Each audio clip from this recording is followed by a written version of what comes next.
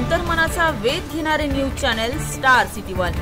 राज्यातील आणि देशातील राजकीय घडामोडी पाहण्यासाठी आणि इतरही बातम्या पाहण्यासाठी सबस्क्राइब करा स्टार सिटी वन।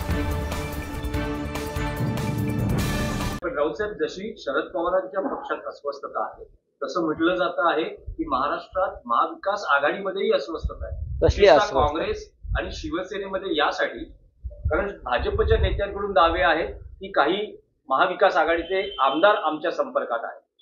बघा, त्यांच्याकडे सत्ता आहे, त्यांच्याकडे प्रचंड काळा पैसा आहे, पैसा नाही, काळा पैसा, ब्लॅक मनी, लुटलेला पैसा आहे त्यांच्याकडे। Police, ED, CBI, income tax अशा यंत्रणा आहेत, त्याच्यामुळे ते अशा प्रकारचे दावे करू शकतात। या यंत्रणा जर आमच्याकडे असत्या तर अख्खा भाजप आम्ही 15 मिनिटात खाली केला असता।